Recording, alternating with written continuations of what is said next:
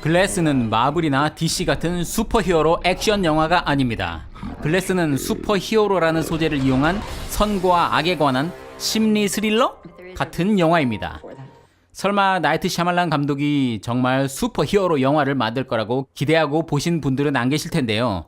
물론 라스트 에어밴더라는 영화가 있기는 했습니다만 식스센스 이후로 대부분 반전이 있는 스릴러 영화를 주로 만들어 온 샤말란 감독은 이번 영화에서도 영화 전체를 뒤흔드는 반전과 긴장감 가득한 스릴러 영화를 선보였습니다.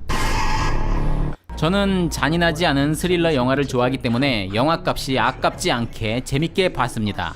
영화값은 단돈 4달러. 그리고 긴장감 있게 전체적으로 음악을 잘 활용했다는 생각이 들었습니다만 시계 초침 같은 사운드는 좀 거슬리더군요. 너무나 대놓고 긴장해라 하는 느낌이었습니다. 4달러.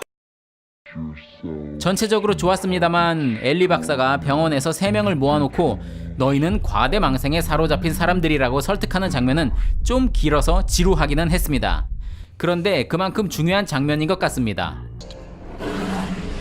단순히 엘리 박사가 3명의 초능력자를 설득하는 게 아니라 감독이 관객들까지도 설득하는 장면이라는 생각이 들었습니다. 워낙 반전을 잘하는 감독이니까 정말 초능력자가 아닌 건가? 라고 저도 잠깐 설득당할 뻔했습니다. 던과 케빈인지 비스트도 잠깐 설득당하는 것 같았는데요. 오로지 미스터 글래스만 설득당하지 않았습니다. They've been lying to us all. 그리고 영화 후반에는 반전에 반전을 거듭하는데요. 첫 번째 반전은 착한 역할인 것 같았던 정신과 의사 엘리 박사가 알고 보니 악당이라는 것. 엘리 박사가 속한 단체는 무려 10,000년 동안 이런 초능력자들이 세상에 드러나지 않도록 관리해왔다는 것. 따라서 초능력자들이 이 영화에 나오는 3명 말고도 더 있다는 것입니다. 두 번째 반전은 엘리 박사가 주인공 3명을 다 제압한 줄 알았는데 알고 봤더니 그것조차 미스터 글래스의 계획이었다는 것입니다. 미스터 글래스의 계획대로 초능력자들의 존재가 세상에 알려지게 됩니다. 그리고 저에게 가장 큰 반전으로 다가온 것은 이 주인공 3명이 다 죽습니다. 더 이상의 후속작은 만들지 않겠다는 확고한 감독의 의지인 것 같습니다. 다만 저는 브루스 윌리스 형님은 좀 내버려 두지라는 생각을 했었습니다만 그마저도 죽었습니다. 윌리스 형님은 정의의 사도인데요. 이 영화는 누가 선이고 누가 악당인지를 모호하게 만드는 영화입니다. 사실 현실에서도 그렇죠. 절대 선과 절대 악을 가리기는 쉽지 않습니다. 미스터 글래스는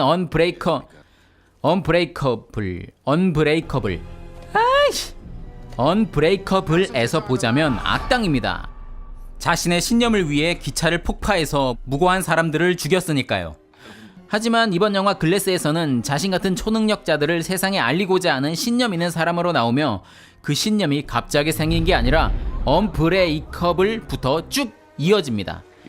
더군다나 엘리 박사로부터 관리 혹은 실험당하는 약자로 나옵니다. 브루스 윌리스 형님이 맡은 데이빗 던은 경찰이 건드리지 못하는 악당들을 직접 혼내주는 배트맨 같은 사람입니다. 관객 입장에서 보면 선이지만 영화상에서는 어쨌거나 법을 어기면서 폭력을 행사하는 사람으로 나옵니다. We're criminals, Alfred. We've always been criminals. Nothing's changed. 비스트 역시 나쁜 놈이지만 어릴 적 학대를 받고 자라온 케빈을 보호하기 위해 만들어진 인격체, 즉 케빈 입장에서는 선일 수도 있습니다. 엑스맨에서 앉아만 있을 때 비스트가 뛰어다니는 걸 보고 부러웠던 메가보이가 비스트 달리기를 선보이기도 합니다.